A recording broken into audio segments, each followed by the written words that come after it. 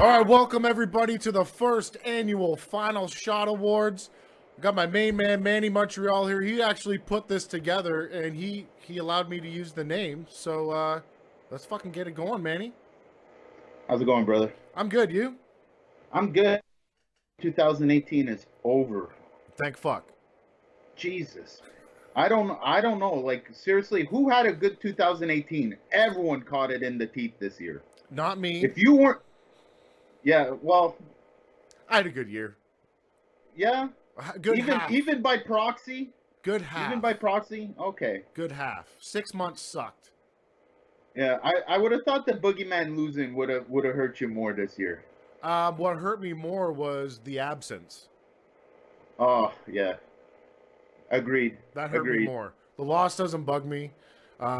Realistically, when you take on the #1 guy in the country, something bad can happen. Yeah, we had discussed it. We had discussed it in length. So, yeah, agreed. We'll see a rematch, trust me. Yeah, absolutely. Absolutely. Everything worked out, kind of, right? Yeah. Well, what do we got on the docket, Manny? You got the sheets, you got the polls. Okay, so here's the thing. You know, we kind of made this unofficial poll on a page that we created just to try and get a few people involved. Because I basically, and you basically, pretty much know the answers to these polls anyway. You know what I mean? Anyone with half a brain was voting pretty much the same way. Yeah. I tried to keep things clean and concise. You know, I got people talking to me about Eliter Alvarez, but technically he's not a Canadian yet. You know, it's going to happen. He's working on it, but technically he's not yet. Eric Bazinian has became a Canadian citizen. It's a couple of years, so, you know, I put him on the list, you know. So we did get a couple comments of people that didn't exactly understand what I was doing, which is cool because, I mean, we were just flying by the seat of our pants here. As you can tell, I'm wearing my New Year's robe, so just taking it easy on this fine day. I kept it simple. We only got 4 things. There are some people, I let people write in stuff because obviously if I forgot someone or didn't consider someone, I was open to suggestions. But even the write-ins didn't win, but we will give them honorable mentions. Look, there's only 4 categories. We'll get started with this, but 2018 Coach of the Year for me and you, and for the most of us out there was only a couple names to talk about. Yeah. We got Eric Belanger, who's a new name to the boxing scene, I guess, to some of you. This year, he did some major stuff with Volney. He's also the man behind Custio Clayton. Progressively, he's got a couple of other guys under his belt right now, and I like what he's doing in there. You also had Stéphane Larouche, who's, I would say, for the last 20 years has been, you know, Canada's, if not the best, you know, holding down second spot at always. Then you got Renaud Boisvert. Now, Renaud's an older dude. Not everybody knows him, but if you're in the boxing world, you should. He's the man behind Stephen Butler. He's the man behind Yves Ulysses. Last but not least, our winner of this category, Mark Ramsey. Fantastic. Hell of a coach. Best pedigree. The guys he learned from were some of the best. And oddly enough, before things really picked up with him, I got an interview with him and I got to sit down and talk with him, and I was convinced the way he was heading, it was going to be a good year for him. And sure enough, it was. Eliter Alvarez, Beterbiev. He's got Kaboom Rivas, who's going to be fighting, starting the year off with a very big fight against Bye Bye Jennings. Oh, wow. In Verona, New York, I believe, mid-January. You know, the roster keeps getting bigger for him because he just took on a bunch of these Kazakh fighters. And he's also got Eric Bazinian, who had a hell of a 2018. He's got Christian Billy, former Olympian. The list goes on and on. He's got over 12 guys that I foresee are either going to be world champions or have a shot at a world championship. Mm-hmm. So, hands down, folks, it was Mark Ramsey. There's no arguing it. This year was one hell of a year for him. A close second, I would say, is Stéphane Larouche, because Larouche is just a murderer when it comes to this game. He is a hell of a coach. But Mark Ramsey, hands down, he's our winner. I did write in Jesse Thompson. I like Jesse. He's great. He's the coach for Mo Money. Ryan the Real Deal Ford. He's got his fingers in there with Dario Berdician. I don't even know who else he's got. Eve Ulysses. Ulysses. The last couple of fights, he's been pitching in on that team. Tony Lewis. You want to know something? I think if we keep doing this every year, right, his name's going to start popping up a lot more. Yeah. And I think probably within 5 years, he'll be the big winner of this award, so to speak. He did come on my podcast, and he gave himself a nickname, which was a future Hall of Fame coach. Okay. Which I'm not sure. I think you tricked him into that because he's not the type to boast. Of course, I'm surprised you got him on the podcast. I shit talked him for like 3 months. Yeah, I'm sure that video was short though. 45 minutes, Manny. I got 45 minutes out of him. Wow. You know what? You get Boxing Reporter of the Year just because of that. Because if you know the guy, I think I hung around him for a good 2 years before I had a 5-minute conversation with him. Really? He's got some Clint Eastwood style fucking people skills. Yeah. And there's nothing wrong with it, man, because I love the way the guy coaches. Like I said, I think within 5 years he wins this award. He's got that same pedigree, the same lineage that Ramsey comes from, coaching-wise. Like the people that laid fingers on Ramsey have also been part of Jesse's life. Yeah. And a really good sign of a good coach is that despite all the politics and bullshit between gyms and promoters, Jesse's welcomed in pretty much every gym in Montreal. So, that's a big thing. Not every coach can go everywhere. I'm not going to start talking shit, but that's the fucking truth. Let's get going with the... I'll leave that one for last here. We'll do Canadian Female Fighter of the Year. Now, some would say this was an easy one because voting-wise, one girl did take the lead in this one. Yep. The main reason I say it would be a close one is because one of the ladies on this list is a Hall of Famer. Point. Yes. So, and we also have to point out that the list wasn't very big, that I had to stretch things a little bit to get a few names on there. But it's a sign that things are getting better for the future, just the mere fact that we had some candidates. Yeah. So, first off, very young fighter in her infancy, but she keeps getting better every fight she's out there, Kim Clavel. Yeah. Fantastic young fighter. I think in the future you might see her win this award very soon, actually. A girl that I don't know too much about because I haven't been able to see her fight personally, but Candy Wyatt, which is more out your way. Yep. Marie-Eve Decaire, who had one hell of a year and captured her very first title of first for Quebec female boxers. And last but not least, the queen herself, Helena Medrunovic. I hope I said it right. Jelena Mrdjenovic. Okay. I like it. You say it so much smoother, but look, she's without a doubt the queen. Yes. And that being said, there is a new queen in our Great North. The winner of this award, Marie-Eve Decaire. She is a superstar. She's great on the mic. She's great in the ring. She's got a bit of a karate background, so it's point fighting. It's clean stuff. And personally, she can probably do more than one weight class. So, the chances of her joining her fellow queen, Helena, are very good. She'll be a Hall of Fame boxer as well. I see very good things happening for her. It's going to be a very big year for her because now with that belt, she's going to be able to command some stuff. And in particular, I want to give her kudos because she went on after the Adonis Stevenson fight. Oh, okay? That's a tough one.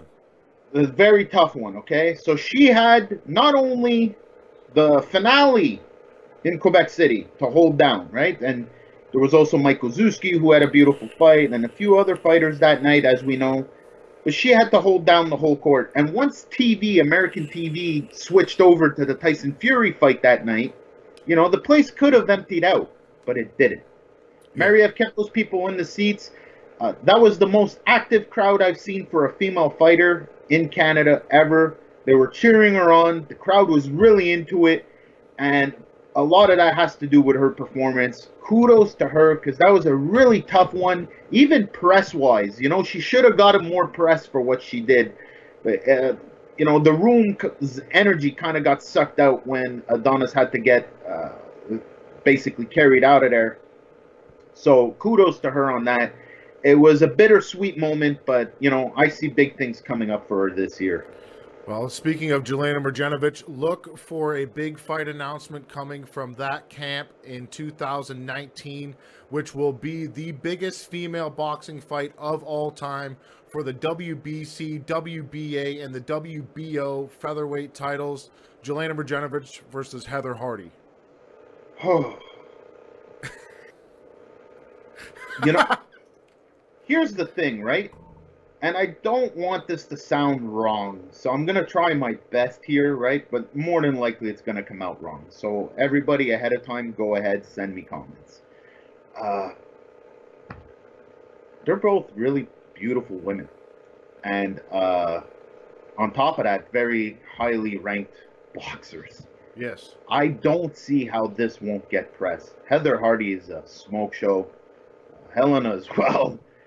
I know it shouldn't really play a factor, but hell, as guys, we don't get to do this that often in boxing. It's not like we sit around and talk about how great looking, you know, or a certain Kazakhstani fighter is. Yeah. But you know, it's gonna be a very big event.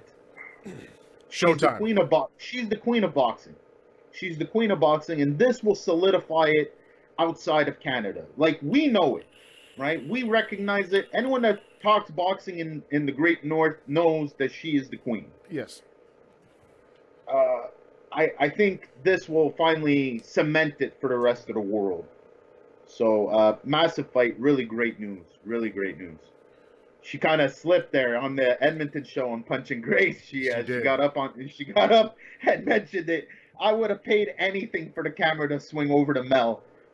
Ooh, I did. Oh, that must have been fucking good. Because I've known about it for a couple months. Okay, yeah. And she's like, I'll kill you if you say anything. I'm like, okay, well, she just fucked up. So now I get to talk about it, right? Because I've been calling for this fight for a year.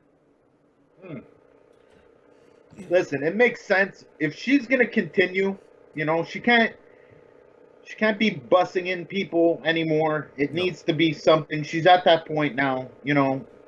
She's got to be thinking about the last end of her career as far as boxing goes, how she wants to finish off things.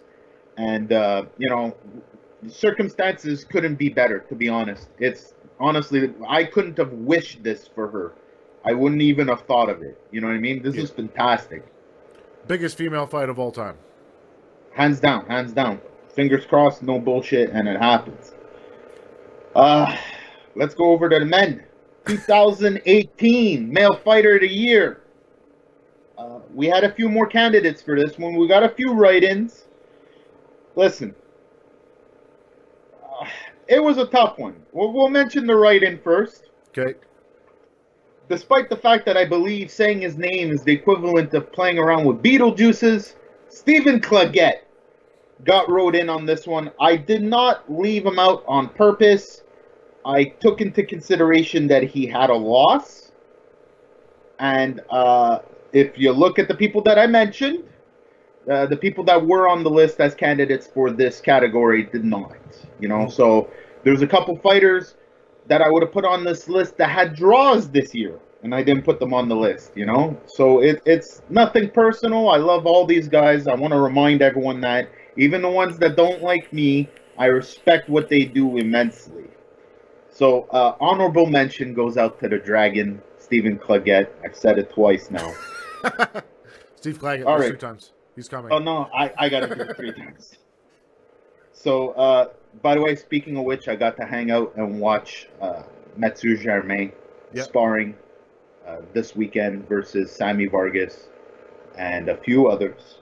And some high-intensity stuff. I think it's crazy to say this because we're only going to be at the beginning of the year, but that is going to be a candidate for Fight of the Year when these two go down, when Stephen Claggett fights Mathieu Germain. Yeah, exactly. It's coming for me now. When they fight, I believe the 26th at the Casino in Montreal, going to be available on punchandgrace.com, by the way. $11 a month. Yeah, that is going to be one hell of a fight. By the way, if you purchased that card, you're a week before that. I believe you got O'Reilly. The Ontario card. Yeah, O'Connell. O'Connell. Thank you. Sorry, My boy I was blanking on his name. Yeah, well, listen, what screwed me up there is it's two Irish names back to back, so you're like, oh. Hey, Anyway. if you guys want to see an old-fashioned Irish fight, watch that one because those guys are going to go at it. Yeah, absolutely. That is going to be a good card. And Brampton, I mean, come on. What the fuck? You know what I mean? That could be in Toronto, hands down. Yeah. Okay, so to go on with the list, our 5 choices for the fans out there were, I'll start with number 5, Eric Bazinian. Massive fights in 2018. He beat Francie Netu and captured a minor title. Mm-hmm. Had a tremendous 2018. Had some issues. Had to change coaches. Overall, changed coaches twice in 1 year. Oh.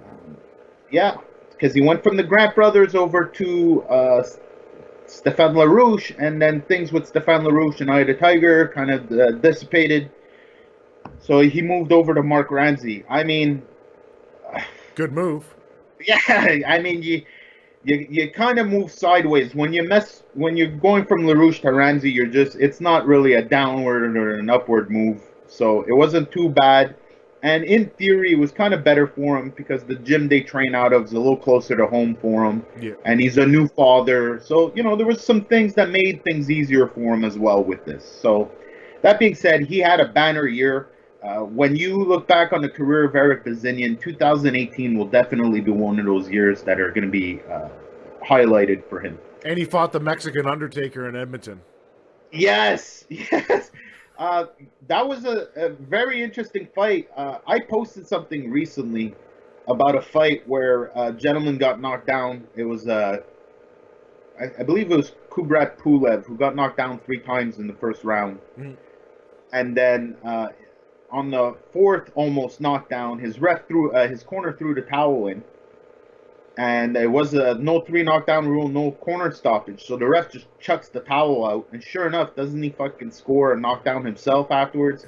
And then I think between rounds, the corner that was originally winning, that had scored the 3 knockdowns, had to throw in the towel themselves. They didn't come out of the corner. Yeah. So it's one of those fights where Eric was almost going to have to kill him. If there was going to be a couple more rounds on that one, who knows? Because Eric threw everything he had at him. Yeah. Kudos to that guy. What was his name again? I don't remember. I just call him the Undertaker now. I'm going to look it up. And we'll mention him on the next show. He deserves an honorable mention because that was one hell of a performance. I mean, Eric Bazinian hits hard, and he hits accurately. And, to be on the receiving end of that, not fun. No. Next up, we had the vicious one, Patrice Volney. He's a young buck. He's the youngest guy on this list, but he had a tremendous year, coached by Eric Belanger, previously mentioned in the Coaches of the Year. He was able to capture a title from Albert Amalus, who had defeated Francis Lafreniere. Albert was having himself a tremendous 2018 up until Patrice Volney showed up. Volney is definitely something to look out for the future. The number one trait I look for, and basically a trait that all the fighters on this list have, are a level of seriousness when it comes to their training and their understanding of the sport. And even though he's the youngest guy on this list, future's going to be bright for him because he's already got his ducks in a row, so to speak. Next up, Stephen Butler. Ugh. He needed a good year, and he got one. He's looking good. They gave him a bit of a hometown fight against Jordan Balmier, but I think that was more about really settling to people's minds that this wasn't the Butler that we originally saw. Yeah. He's matured tremendously in the last couple of years, and as weird as it sounds, right, he's also he's the second youngest on this list, and I mean, his body filled out, you know what I mean? And with the maturity came, maybe he's listening to his coaches a little more, and he realized he had to make some changes. And I think 2018 was quite possibly the year we'll remember, because 2019 is more than likely going to be the year he breaks out to the world. I foresee Golden Boy possibly giving him a chance, or Matchroom, something along the lines with the Zone. Yeah. I think he might be the next guy, seeing as how Lemieux's towards the end of his career, and Ulysses has already kicked in that door, so to speak. So I think 2019 is going to be the year of Butler, where the rest of the world discovers that Butler is a world-class fighter. Next up, we had Custio Clayton. Custio had a bit of a weird year, but I wasn't going to exclude him.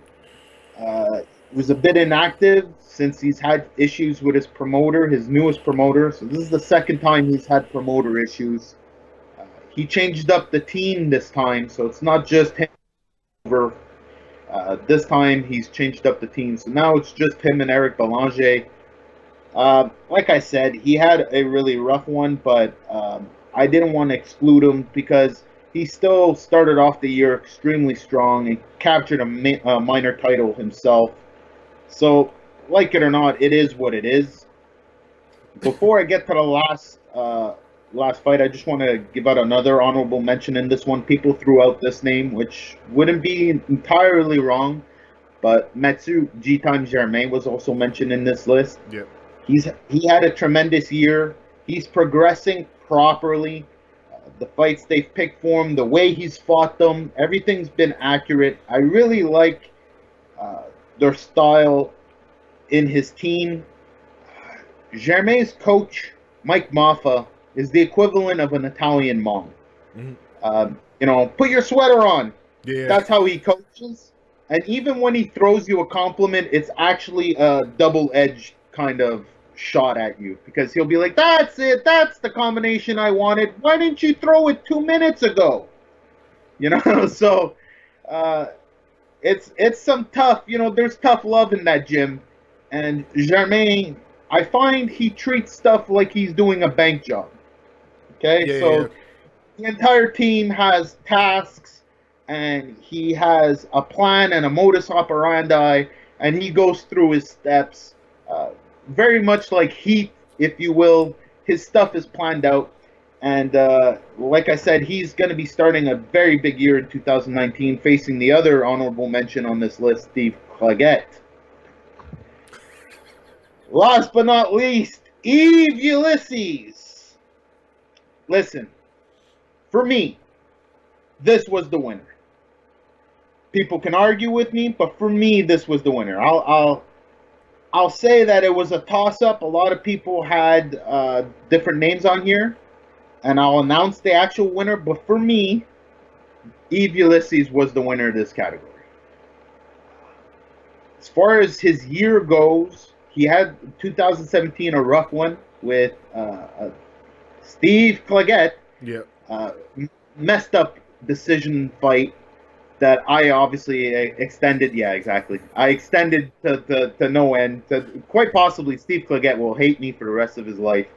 But it is what it is. Despite having a shitty 2017, he got back on his horse, and 2018 was the best year of his career. Mm-hmm. Finished off the year at Madison Square Garden, opening up the show on The Zone. Very first fighter from Quebec to fight and win in the big show, not the ballroom, because people will hit me up on this, but in the big house at Madison Square Garden. Very first Quebecer to win his fight. Very first Quebecer to open up a DAZN show. First Quebecer to be on a DAZN show. And they put him up against a kid that De La Hoya's group was really, really putting some power behind. And it was just another situation. He opened up the year with opening up the show for HBO's last show in Canada, HBO's last show in Quebec. And he just put on a masterclass performance against, what's his name? Cletus Selden. Yep. Cletus was also a guy that they were pumping up, and they were talking about how many big knockouts he had, and HBO was really big on him. And Yves Ulysses opened up class on him, and then ended the year in Madison Square Garden and did the same thing against a Golden Boy fighter that they had big prospects for.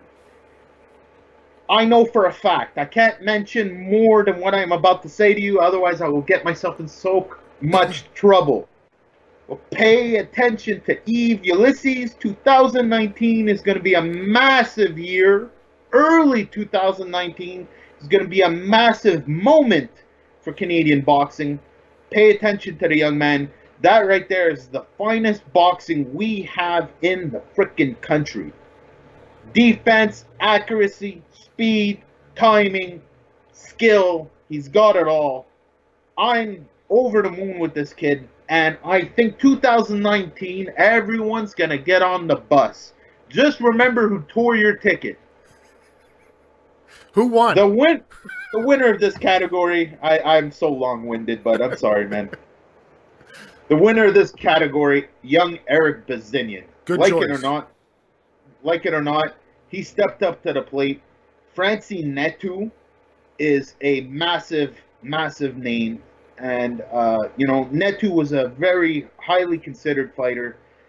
And, more than that, was considered very resilient, And Bazinian just proved too much for him, which is big to say because people were expecting that fight to be close. People were expecting that fight to go either way, and Bazinian made it very clear that Bazinian was better than Netu. And that fight, he captured his title. It really cemented him, I think, in the minds of Canadians as a future star. Just a big fight for him and a big year for Bazinian. So congratulations, Eric Bazinian. Adrian Luna Flores was the gentleman he fought in Edmonton, so honorable mention for him. Also, Stephen Butler, turn up your headset because I'm going to talk about you for a minute. There's a gentleman at 154 pounds that resides in Ontario that trains out of the TMT gym, Cody the Crippler Crowley. He wants to come over to Quebec. Let's see that happen. Maybe, but I don't think so. And I think Cody Crowley's got something signed up for the early new year. He's fighting in February. Yeah, he's got a massive fight coming up too. So we'll see how that goes. Here's the thing. I want to see him. I don't know if it'll be against Stephen Butler because, like I said, I think his path's pretty much carved. I think he's heading to the big show. No offense to Cody Crowley. I understand he's trained at Mayweather's gym. However, the Butler's actually going to be fighting on a big show. It's a world-class fight. Yeah, absolutely. But, I think if Butler goes and takes this on right now, it's not going to have the eyes that it should have. No. You feel me? So, ideally, you bring the Crippler over here and you get him a fight over here so that people lay eyes on him and understand. Like me, because I haven't seen him fight in person. It's a whole different thing to watch tape and then see someone fight in person. Yes. Okay? Very different. I don't know what it is. I can't explain it because obviously with tape you can rewind, you can see different angles and blah, blah, blah.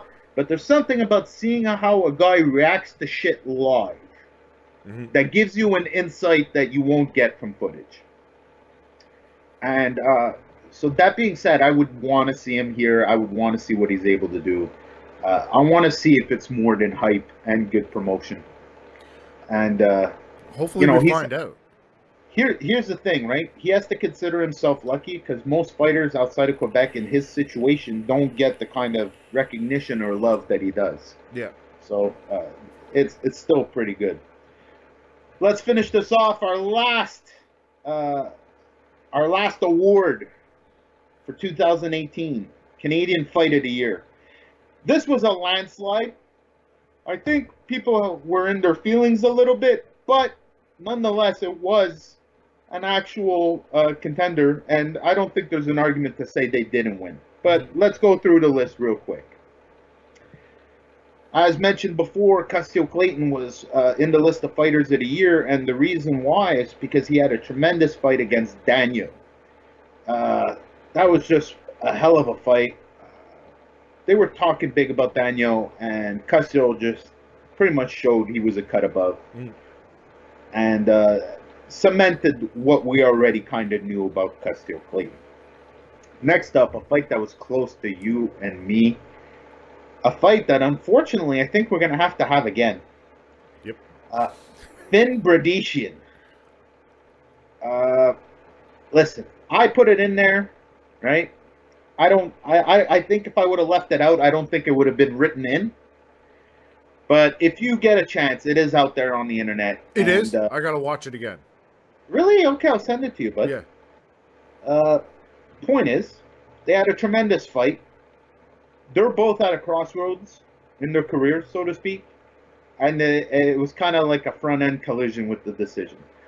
I felt, nothing against Super Duper, but I felt Shaquille won that fight. And I didn't go through all the, because I didn't think it was horrible, I didn't think it was, oh my God, it ruined your career with this, because it was a draw nonetheless. But, yeah, I didn't give Dario more than 3 rounds, 2.5 rounds. That was me, people may say I'm partial, but fuck, I love both those guys, man, so it is what it is. We'll move on to the next one. Like I said before, Fighter of the Year, Eric Bazinian versus Francinetu. That being said, I don't know if we'll see Netu in the ring again. We haven't really heard much from him since that fight. But if you're going to go out, there's nothing to hang your head low about that fight. It was a tremendous fight. He tested Bazinian. He put Bazinian in some spots. And, you can't be Fighter of the Year without having a tremendous fight. And you can't have a tremendous fight without some solid opposition. So Bazinian Netu was definitely the action in that fight, the way the crowd reacted to it afterwards and before, definitely in there. I threw in Ulysses Espana just because it was such a pretty fight. It was really slick work, and it was confirmation that Ulysses was going to be turning 2018 into his year, and it pretty much was. Last but not least, the winner of this category,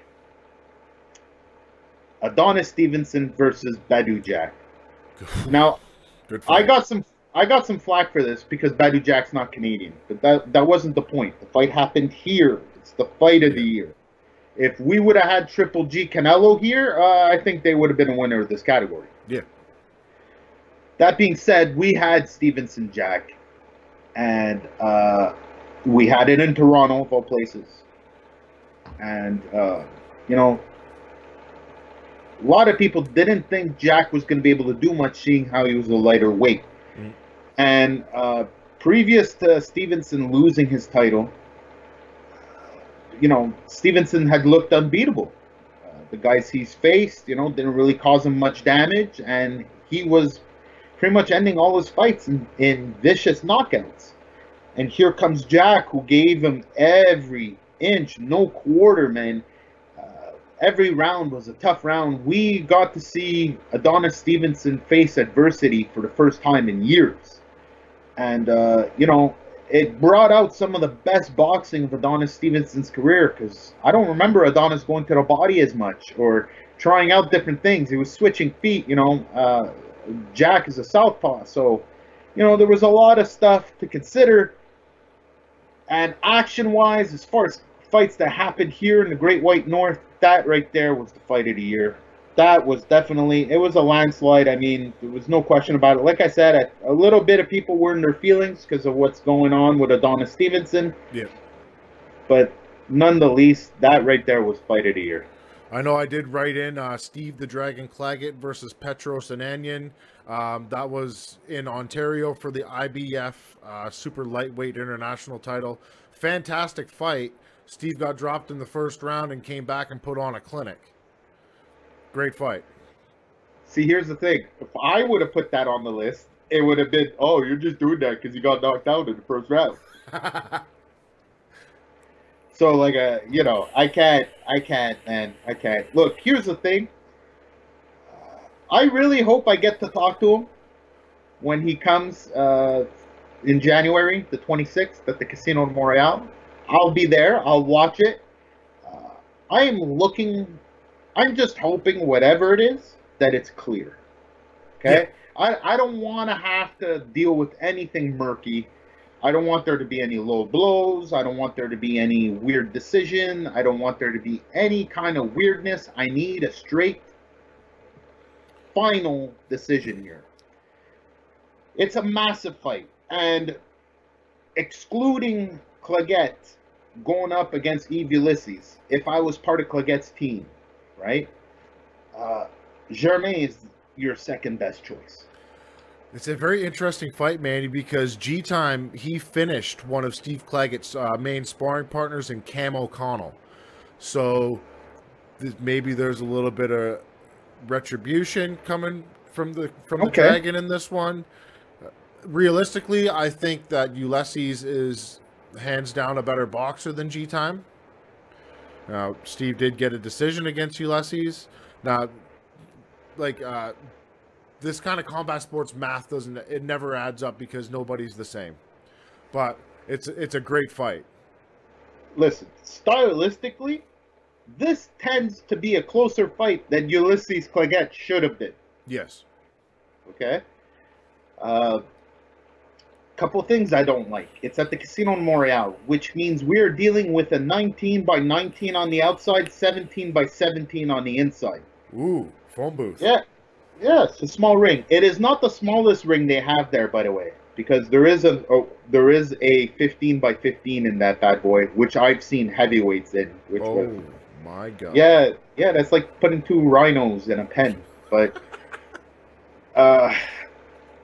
look, I think that'll work towards Stephen Cleggett's overall plan. Yeah. He doesn't need to move around a lot. He's gonna stick to him like shit. Yeah. G-Times, when it comes to, it's a tough one for me because I got, Yves Ulysses is like the fucking measuring stick right now for 140 pounds in Canada. And, it's hard to capture exactly what it is about Yves Ulysses that makes him so good because he's at a 10 on all his level meters, should you say, you know what I mean? So yeah. his timings at 10, his speeds at 10, you know. When it comes to G-Time, he's a very tactical fighter. There is method to his madness. So even though he will take a shot to give a shot, which is something Ulysses won't do. Yes. There's a method to his madness, right? Like I said, what I like about his team, the way he treats fights, is he treats them like bank jobs, you know. So every little minute detail is planned. And if I'll give you an example, let's say he decides to talk to him during the fight, it's planned. That's you good. Get what I'm saying? That's good though. If things get rough in the fight, right? It's not because Claggett got under his skin. Nope, part of the plan. You get what I'm saying? I'm dead serious when it comes to this because he's got things in his game book, so to speak, in his little chart of ideas and plans that Ulysses wouldn't consider. Yeah. Ulysses is a clean fighter and won't do any tricks, so to speak. You know, I think Ulysses is more along the lines of a young Floyd Mayweather. Okay. I can see that, yeah. When it comes to G-Time's more of a crafty Mexican style fighter. Mm-hmm. Little dirty tricks, inside shit, pushing the elbow down. You know, little things that are meaner and grittier, so to speak. He's capable of getting his hands dirty. So that's why I'm saying this fight here, in my opinion, is a much closer fight because these two guys are basically going to step nose to nose to each other and try to out-Mexican each other. It's going to be for fun lack to of a watch. better word. It's going to be fun. Absolutely. There's going to be body work in this. You can guarantee there's going to be some beautiful body shots for both guys. Yeah. You can guarantee there's going to be hooks. You're going to guarantee that there are going to be some rounds where it's going to be back and forth action. So overall, that is to start off the year. I think that's going to be one of the biggest fights of the year. Well, 2018 was a fantastic year for Canadian boxing. The people that do the media for boxing in Canada actually stepped their game up this year, which mainly it's probably you and I. But it seems that Canadian boxing's been put on the map. There's too many bodies, man. There's too many bodies. This is what it boils down to, okay? Yeah. Sooner or later, you know, stuff's going to break through. And that's the way I see it. We have quality work here. We have quality sparring. We have quality boxing. We have quality events. The commission out your way is getting a bit better, you know. Yeah. But thankfully, we've had some very good commissions, some very good stuff. You know what? I want to take this time just to point out something I would want for 2019, okay? And this goes out to any of my or your fans out there that are involved in this game, that have got some boxing background, that don't know how they can contribute. There is a strong need for referees, judges, and commission people, okay? For the most part, they're old, okay? And to be fair, in 2020, 2019, we need to diversify a little bit. We need some women, we need some color, we need some ethnicity. It needs to vary a little bit. The commission, as we speak right now, is 85% old white guy from Canada.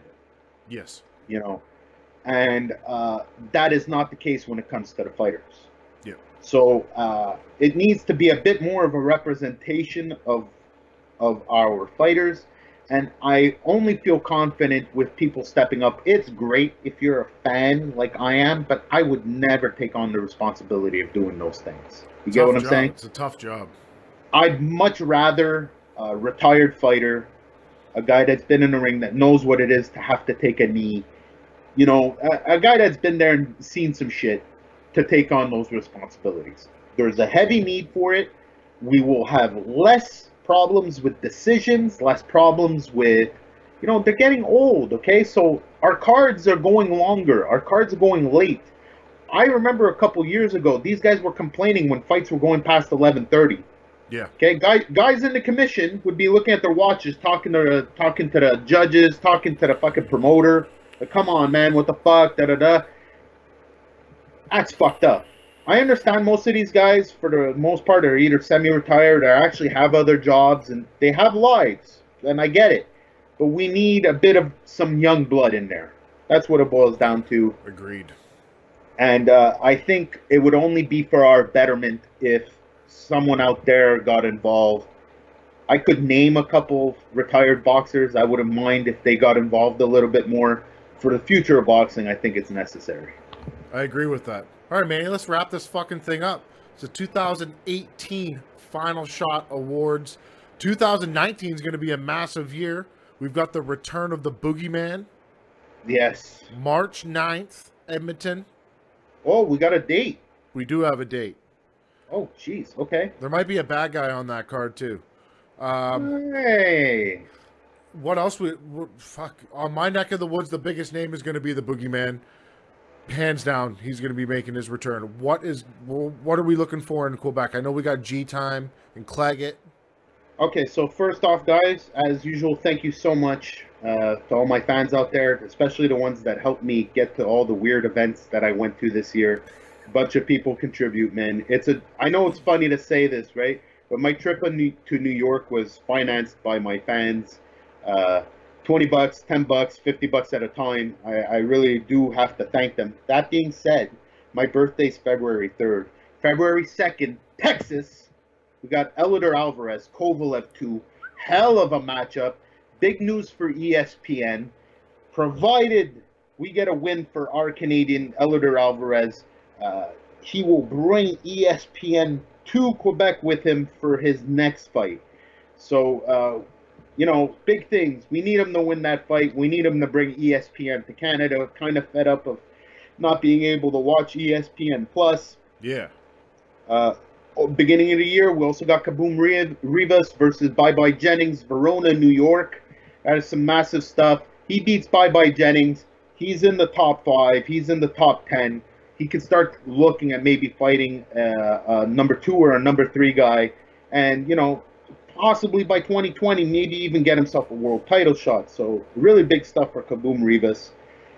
We're starting off the year big, man. I can't talk about it, but I need to be looking into going back to New York. Very big stuff. Like I said before, guys, stay tuned. We have some major news that's going to break out at the beginning of the year. Thank you for watching this episode. It's kind of strung together, and we're winging it. Yeah, listen, you know what? Fuck it. We love this shit, and I thought it was necessary, and at least we're talking about it, and hopefully other people will be too. That's it, Manny. Let's get the fuck out of here.